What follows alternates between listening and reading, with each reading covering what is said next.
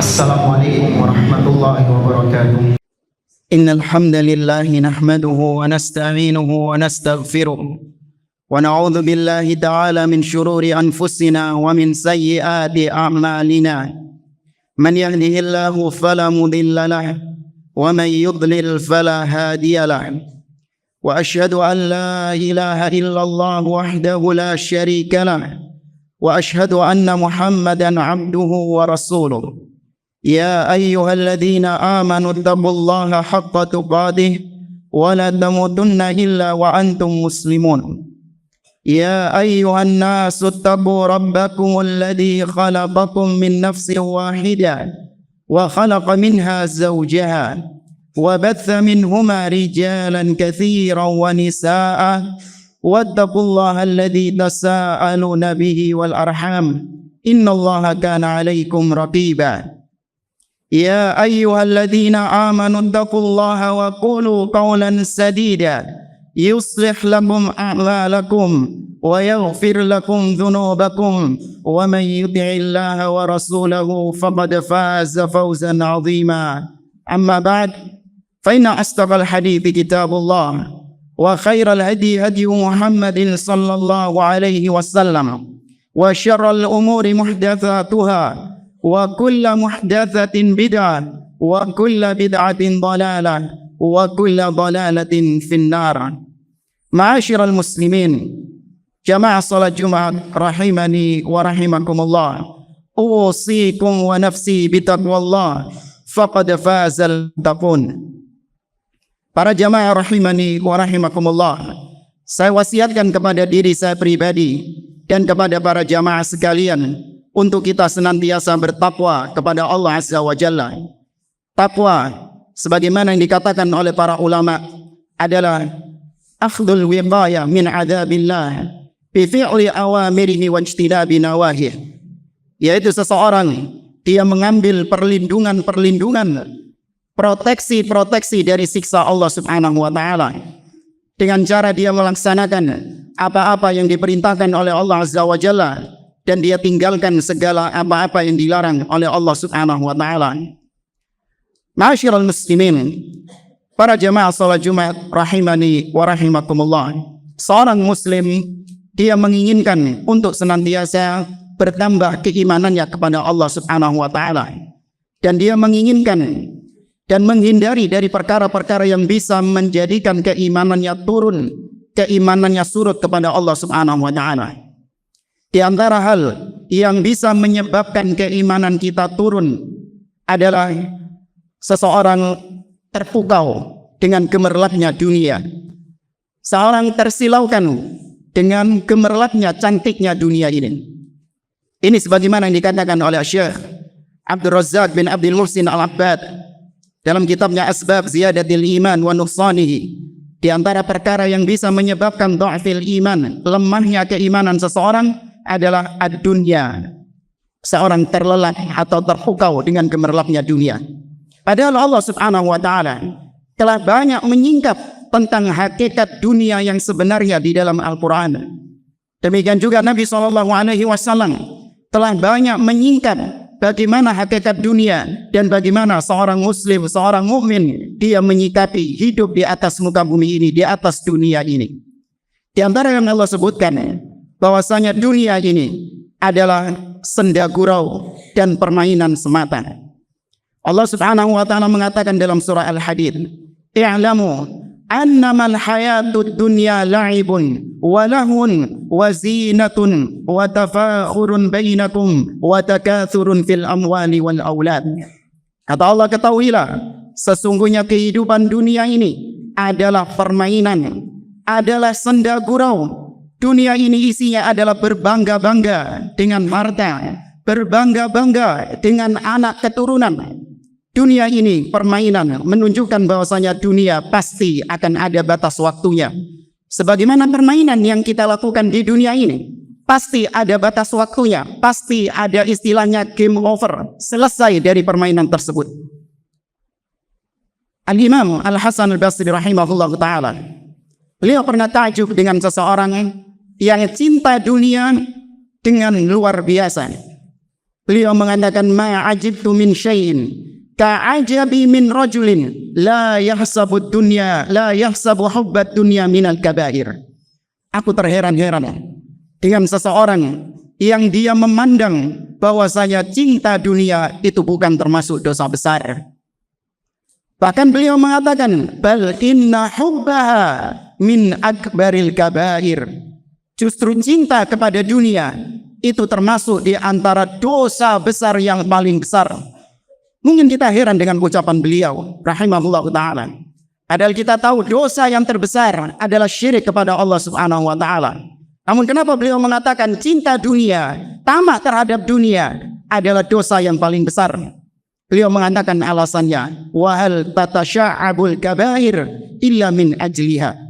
Karena tidaklah dosa besar itu muncul kecuali disebabkan motivatornya adalah karena cinta terhadap dunia. Kesyirikan. Seorang rela mempersembahkan ibadahnya kepada selain Allah Subhanahu wa taala.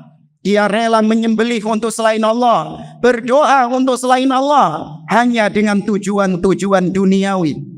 Seorang rela melenyapkan nyawa orang lain, membunuh, berzina, mencuri, merampas hak orang lain. Semuanya awalnya adalah karena cinta terhadap dunia. Maka wajar beliau mengatakan cinta dunia adalah akbarul kabair, dosa besar yang paling besar. Karena tidaklah dosa-dosa besar muncul kecuali karena cinta terhadap dunia. Kemudian hakikat kedua, ma'asyiral muslimin rahimani wa rahimakumullah, bahwasanya dunia ini kata Allah Subhanahu wa taala hanyalah sebentar, sebagaimana yang tadi disampaikan, dunia hanyalah permainan. Allah Azza wa Jalla mengatakan di akhir surah An-Nazi'at, ka'annahum yawma yarawnaha lam yalbathu illa 'ashiyatan aw duhaha. Ketika di akhirat manusia mengira bahwasanya mereka dahulu ketika hidup dunia hanya antara waktu pagi ataupun waktu petang saja. Hanya antara waktu duha atau waktu siang saja, waktu petang saja. Bahkan di dalam ayat yang lain di surah Al-Mu'minun atau di surah Al-Mu'minun, Allah Subhanahu wa taala mengatakan qala kam labithtum fil ardi adada sinin. Ketika di akhirat mereka ditanya, berapa lama, berapa tahun kalian hidup di atas muka bumi ini? Qalu, mereka mengatakan labithna yauman aw ba'da yaumin fas'alil 'adin. Kami hanya hidup mungkin antara 1 hari saja, atau sebagian hari, enggak sampai 1 hari kami hidup di dunia ini. Fas'alil 'adin. Tanyakan kepada orang-orang yang menghitung. Qala illa bithtum illa qalilan law annakum kuntum ta'lamun. Sesungguhnya kalian hidup di dunia ini hanya sebentar saja apabila kalian memang mengetahui hal tersebut. Nabi alaihi salatu wassalam bahkan dengan tegas mengatakan, a'maru ummati ma baina sittin was sab'in. Umur umatku antara 60 atau 70 tahun dan sangat sedikit yang lebih daripada itu. Inilah hakikat kehidupan dunia. Kita hidup di atas muka bumi ini, kita hidup di dunia ini hanya sebentar saja. Maka untuk apa kita curahkan segala potensi kita? Kita curahkan segala waktu kita untuk kehidupan yang hanya singkat, kehidupan yang hanya sebentar. Kemudian yang ketiga, ma'asyiral muslimin, di antara hakikat kehidupan dunia, bahwasanya dunia ini sifatnya adalah fluktuatif, gampang berganti layar, berpindah-pindah. Seorang di pagi hari ini dia tertawa, maka di malam harinya dia menangis. Seorang di pagi hari ini dia kaya raya, gak selang beberapa lama dia jatuh miskin. Seorang di pagi hari ini dalam kondisi yang sehat, gak sampai berapa waktu lama dia dalam kondisi yang sakit. Seorang penyair pernah mengatakan, "Thamaniyatun tajri 'alan nasi kullihim wala budda lil insani yalqat thamaniyah." Ada 8 perkara yang mau tidak mau setiap manusia pasti akan melewati 8 perkara tersebut dalam kehidupan dunianya. Kemudian beliau menyebutkan sururun wa husnun wajtima'un wa furqatun wa hammun wa ghammun thumma suqmun wa afiyah. Kehidupan dunia terkadang seseorang bahagia, tapi terkadang juga dia sedih. Kehidupan dunia, seorang terkadang dia berjumpa satu dengan yang lainnya, namun suatu saat pasti ada furqah, pasti ada perpisahan. Seorang terkadang di dunia, cita-citanya, angan-angannya tercapai. Namun terkadang juga kehidupan dunia berjalan tidak sesuai dengan apa yang dia inginkan. Dan terkadang seseorang dalam kondisi sehat, seorang terkadang dalam kondisi yang sakit.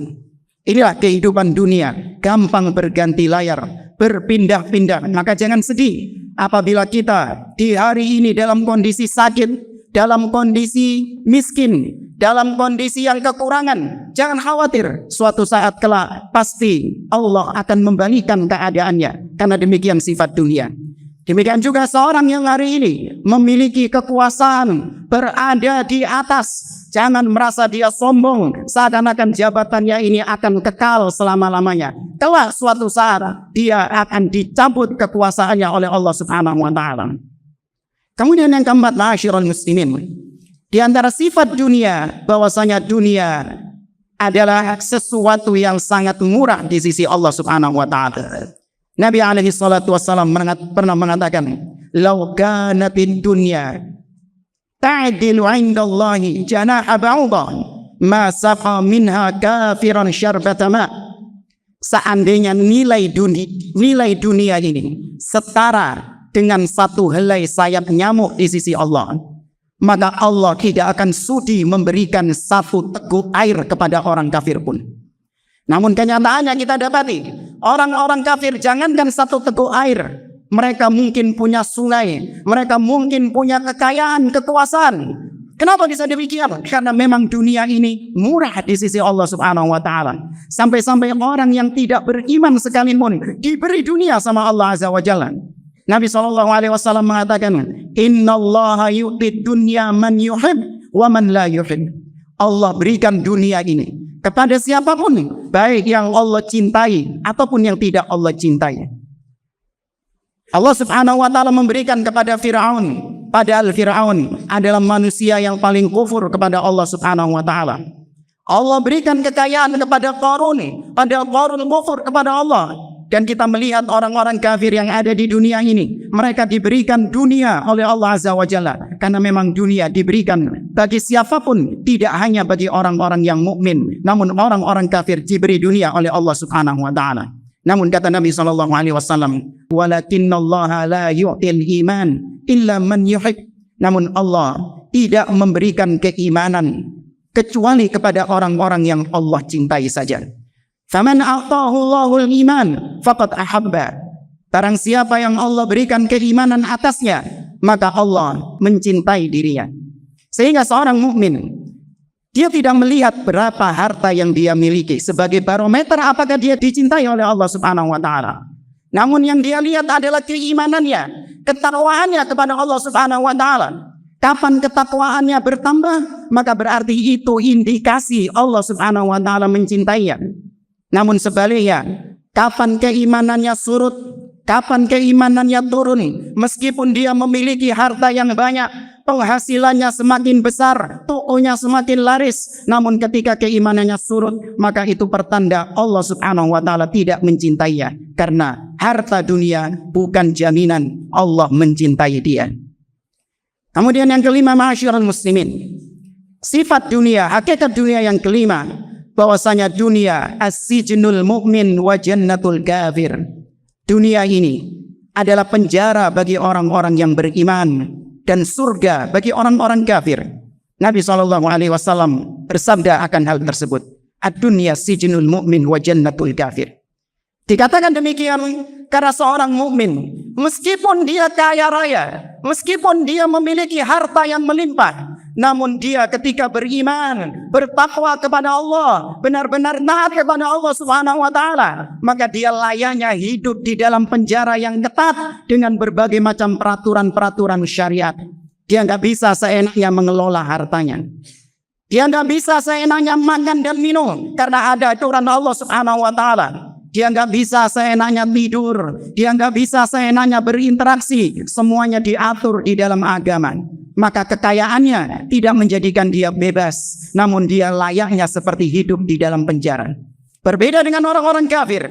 Orang-orang kafir, meskipun dia miskin, meskipun dia fakir, tidak memiliki harta sama sekali, maka kehidupannya di dunia itu adalah surga bagi dia.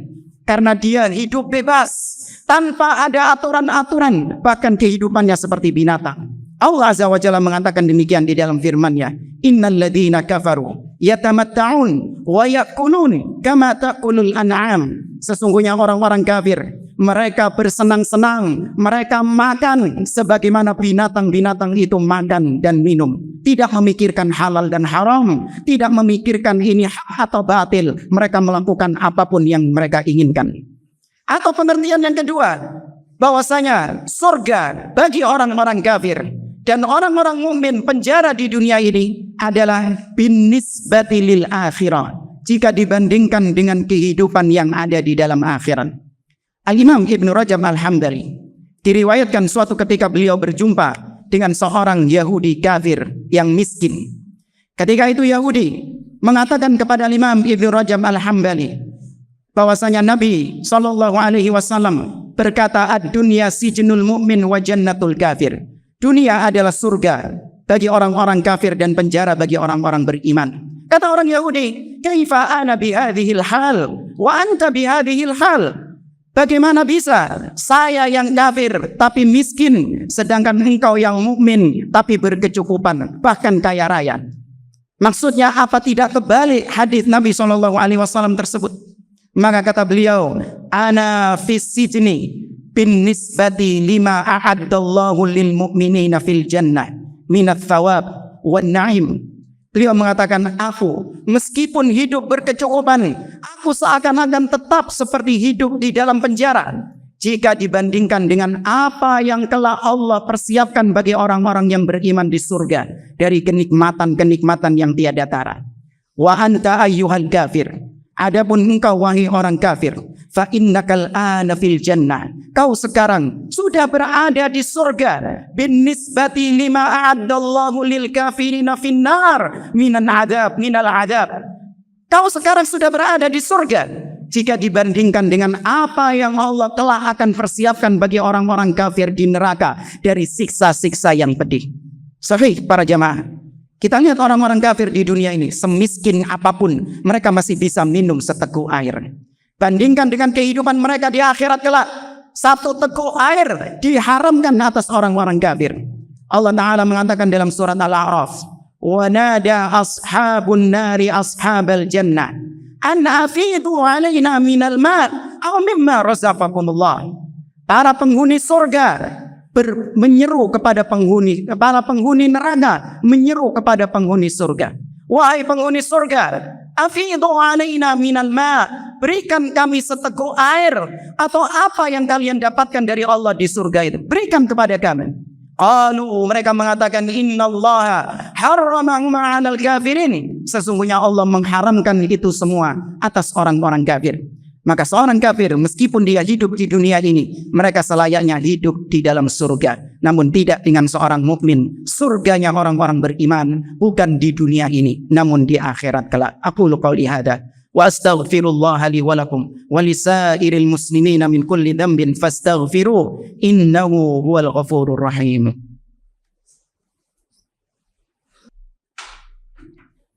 Alhamdulillahi rabbil alamin. Wassalatu wassalam ala ashrafil anbiya'i wal mursalin nabiyina Muhammadin wa ala alihi wa sahbihi ajma'in, thumma amma ba'd.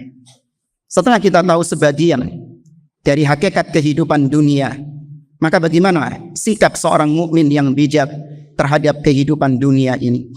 Yang pertama, hendaklah kita menjadi seorang ketika di dunia ini sebagaimana orang yang sedang merantau atau orang yang sedang berada di tempat yang asing. Ini wasiat dari Nabi kita Muhammad SAW. Beliau mengatakan, kun fit dunya ka'annaka gharib aw 'abirus sabil. Jadilah engkau di dunia ini seperti orang yang asing, yang ada di tempat yang asing, atau orang yang sedang lewat di suatu tempat kemudian dia berangkat kembali. Dalam sabda yang lain, hadis yang lain, Nabi SAW mengatakan, mali walid dunya ma ana fid dunya illa karakibin istadhalla tahta syajara thumma raha wa tarakaha. Kata beliau, tidaklah aku di dunia ini melainkan hanya seperti orang yang sedang melakukan perjalanan kemudian singgah di bawah pohon untuk sekedar istirahat, dan kemudian melanjutkan perjalanan kembali. Maka seorang muslim yang bijak, maka dia hidup di dunia seperti orang yang sedang merantau di negeri yang lain. Kita melihat orang-orang yang merantau. Seorang perantau yang sukses adalah ketika dia tatkala mendapatkan hasil di negeri perantauannya, dia akan gunakan hasilnya untuk membangun kehidupannya di tempat asalnya. Dia dapat gaji, maka dia belikan rumah di tempat asalnya. Dia belikan usaha, dia bangun usaha di sana. Meskipun dia di negeri perantau, hidup berkecukupan. Rumahnya kecil, kendaraannya apa adanya. Kenapa dia bisa demikian? Karena dia tahu, saya di tempat perantauan ini tidak selamanya. Ngapain saya habiskan semua potensi saya untuk tempat perantauan? Saya suatu saat akan kembali ke tempat asal saya, ke negeri asal saya. Maka ketika saya kembali, saya telah memiliki rumah dari hasil kerja saya. Saya telah memiliki kendaraan, saya telah memiliki usaha dan lain sebagainya. Ini perantau yang cerdas. Tidak sebagaimana perantau yang bodoh. Ketika dia mendapatkan hasil dari pekerjaannya, dia habiskan di negeri perantauan. Dia gunakan semuanya untuk negeri perantauan. Sehingga ketika kembali ke negeri asalnya, dia tidak memiliki apa-apa sama sekali. Demikian permisalan dari Nabi SAW. Kita hidup di dunia sebagaimana kita sedang merantau. Tidak perlu kita menghabiskan segala waktu kita, segala harta kita untuk dunia ini. Yang kita habiskan, yang kita fokuskan adalah bagaimana kehidupan kita di negeri asal kita. Karena manusia itu tempatnya, asalnya bukan di dunia. Bapak kita Adam alaihi salam adalah makhluk yang Allah ciptakan di surga sana. Dunia ini bukan negeri kita. Kita sedang terasing di negeri ini. Kemudian sikap yang kedua para jamaah. Hendaklah seseorang dia tidak memperebutkan dunia ini sehingga dia saling mendolimi, saling sikut-sikutan satu dengan yang lain hanya untuk mendapatkan dunia. Tahu kan bahwasanya dunia ini dipermisalkan oleh Nabi SAW lebih murah daripada bangkai kambing. Nabi SAW ketika mendapati ada seekor bangkai di suatu pasar, Nabi kemudian mengatakan kepada para sahabat, ayyukum anna lahu bidirham, anna hadhihi lahu bidirham. Siapa di antara kalian yang ingin membeli bangkai kambing ini dengan harga 1 dirham? Para sahabat mengatakan, ma nuhibbu annahu lana walau bisyai'in. Kami tidak mau mendapatkan bangkai kambing itu, meskipun gratis kami tidak akan mau. Kemudian Nabi SAW bertanya lagi, ayyukum yuhibbu anna hadha lahu bidirham. Siapa di antara kalian yang ingin membeli kambing ini dengan harga 1 dirham? Sebagian sahabat akhirnya mengatakan, ya Rasulullah, law kana hayyan kana fihi aidan fa kaifa wa huwa mayyit. Wahai Rasulullah, seandainya pun kambing itu masih hidup, kambingnya cacat, kami tetap gak mau membeli. Bagaimana pula kalau kambing itu sudah cacat dan dia mati, kami lebih tidak mau membelinya. Bahkan dikasih gratis kami tidak mau. Fama nasna'u bidzalik. Untuk apa kami bangkai kambing itu? Maka bukan itu poin Nabi SAW.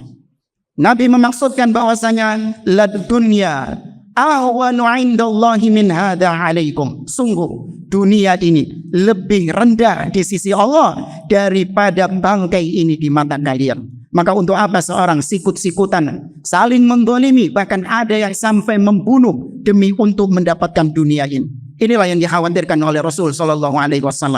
Nabi SAW tidak mengkhawatirkan umatnya miskin. Mal faqra akhsha alaikum, walakin akhsha an tuksata alaikumud dunya kama pusifat ala man kana qablakum fatanafasuha kama tanafasuha fa'ahlakatkum kama ahlakatkum. Bukan kemiskinan yang aku khawatirkan atas kalian, namun aku khawatir apabila kalian dibukakan pintu-pintu dunia sehingga kalian berlomba-lomba untuk mendapatkan dunia, kalian sikut-sikutan untuk mendapatkan dunia tersebut sehingga kalian binasa dengan dunia itu sebagaimana orang-orang sebelum kalian binasa gara-gara dunia tersebut. Kemudian yang ketiga, ma'asyiral muslimin, janganlah kita menjadikan dunia sebagai ambisi terbesar kita dalam kehidupan ini. Seorang muslim, ambisi terbesarnya dalam kehidupan adalah akhirat, bukan dunia ini. Nabi SAW mengatakan, man kanatil akhirah hammahu ja'alallahu ghinahu fi qalbi wa jama'a syamlahu Barang siapa yang menjadikan akhirat sebagai tujuan hidupnya, cita-cita yang terbesar dalam hidupnya, maka Allah menjadikan kekayaan, Allah letakkan kekayaan di dalam hatinya. Dan Allah Subhanahu wa taala mempermudah segala urusannya. Wa atathu dunya wa hiya raghimah, dan dunia akan datang dengan sendirinya, dipaksa oleh Allah Subhanahu wa taala datang kepada orang tersebut. Namun sebaliknya, wa man kanatid dunya hammahu, barang siapa yang dunia adalah ambisi terbesar di dalam hidupnya, ja'alallahu faqrahu baina 'ainaihi, Allah akan menjadikan kemiskinan terletak di antara kedua matanya. Dia memandang segala sesuatu dengan pandangan yang miskin. Padahal rumahnya sudah besar, hartanya sudah banyak, mobilnya sudah mewah. Namun dia memandang itu sebagai sesuatu yang kurang. Karena tujuan hidupnya bukan akhirat, namun tujuan hidupnya adalah dunia. Wa farrada alaihi syamla, Allah akan cerai-beraikan urusannya dia. Allah akan acak-acak urusannya dia. Wala ya'tihi dunya illa ma qaddara alaihi, dan tidaklah dunia datang kepadanya kecuali yang memang sudah ditakdirkan oleh Allah Subhanahu wa taala. Karena ya Nabi SAW mengajarkan sebuah doa yang patut untuk kita berdoa dengan doa ini. Wala taj'alid dunya akbar hammina. Ya Allah, jangan jadikan dunia ini sebagai ambisi terbesar dalam kehidupan kita. Kemudian yang terakhir, ma'asyiral muslimin, meskipun bukan yang paling akhir, bahwasanya seorang ketika hidup di dunia ini hendaklah dia senantiasa mengingat akan kematian. Berapa banyak orang-orang yang dia diharapkan usianya panjang, namun ternyata dia telah mati. Berapa banyak orang-orang yang justru dia sudah divonis mati, bahkan dia masih hidup. Seorang penyair pernah mengatakan, tazawwad bituqa fa innaka la tadri idza janna al-lail fa hal ta'ishu ila al-fajr. Berbekallah terus dengan ketakwaan. Terus kita membekali diri dengan takwa Allah, takwa kepada Allah Subhanahu wa taala. Karena apabila telah masuk waktu malam, apakah ada jaminan kalian akan bisa hidup sampai esok hari? Kemudian penyair tersebut mengatakan, wa kam min fata amsa wa asbaha dhahikan wa qad nusijat akfanuhu wa huwa la yadri. Berapa banyak anak-anak muda seumuran kalian yang siang harinya, sore harinya dia masih tertawa terbahak-bahak, namun tanpa disadari saat itu juga kain kafannya sedang dipersiapkan untuk kematiannya sesaat lagi, dan dia nggak sadar akan hal tersebut. Wa kam min sahihin mata bi ghairi illah wa kam min alilin 'asha tulan dahri. Berapa banyak orang-orang yang sudah sakit-sakitan, berapa banyak orang-orang yang sehat namun ternyata dia mati tanpa ada sebab yang jelas. Dan berapa banyak orang-orang yang sakit-sakitan sudah divonis mati sama dokter, namun ternyata dia hidup dalam jangka waktu yang panjang setelahnya. Maka seorang senantiasa dia mengingat akan kematian. Kematian datang kapan saja. Qul innal mauta alladzi tafirruna minhu fa innahu mulaqikum. Kematian yang kalian lari darinya, sungguh kematian itu akan mendatangi kalian. Ainama takunu yudrikumul maut walau kuntum fi burujim musyayyadah. Dimanapun kalian berada, kematian akan mendatangi kalian meskipun kalian berada di dalam benteng yang sangat kokoh. Maka banyak berbekal dengan ketakwaan. Semoga Allah Subhanahu wa taala mewafatkan kita di atas takwa, di atas tauhid, di atas sunnah Nabi alaihi salatu wassalam, dan kita diwafatkan dalam keadaan husnul khatimah. Inna Allah wa malaikatahu yusalluna 'alan nabi ya ayyuhalladzina amanu sallu 'alaihi wa sallimu taslima. Allahumma salli ala Muhammad wa ala ali Muhammad kama sallaita ala Ibrahim wa ala ali Ibrahim wa barik ala Muhammad wa ala ali Muhammad kama barakta ala Ibrahim wa ala ali Ibrahim innaka Hamidum Majid. Allahumma ighfir lil mu'minina wal mu'minat wal muslimina wal muslimat al ahya'i minhum wal amwat innaka sami'un qaribun mujibud da'wat. Allahumma anta rabbuna la ilaha illa anta khalaqtana wa nahnu ibaduk wa nahnu ala ahdika wa wa'dika mastata'na na'udzu bika min syarri ma sana'na nabu'u laka bi ni'matika 'alaina wa nabu'u bi dhunubina faghfir lana fa innahu la yaghfiru dhunuba illa ant. Allahumma arinal haqqa haqqan warzuqna ittiba'ah wa arinal batila batila warzuqna ijtinabah. Rabbana la tuzigh qulubana ba'da idh hadaytana wa hab lana min ladunka rahmah إنك أنت الوهاب. ربنا اغفر لنا ولإخواننا الذين سبقونا بالإيمان ولا تجعل في قلوبنا غلا للذين آمنوا ربنا إنك رؤوف رحيم. ربنا اغفر لنا ولوالدينا وارحمهم كما ربونا صغارا. اللهم إنا نسألك حسن الخاتمة ونعوذ بك من سوء الخاتمة. اللهم اجعل آخر كلامنا من الدنيا لا إله إلا الله. اللهم ثبتنا بالقول الثابت في الحياة الدنيا وفي الآخرة. ربنا تقبل منا إنك أنت السميع العليم وتب علينا إنك أنت التواب الرحيم. ربنا آتنا في الدنيا حسنة وفي الآخرة حسنة وقنا عذاب النار. وصل اللهم على نبينا محمد وعلى آله وصحبه أجمعين وآخر دعوانا أن الحمد لله رب العالمين. وقوموا لصلاتكم يرحمكم الله.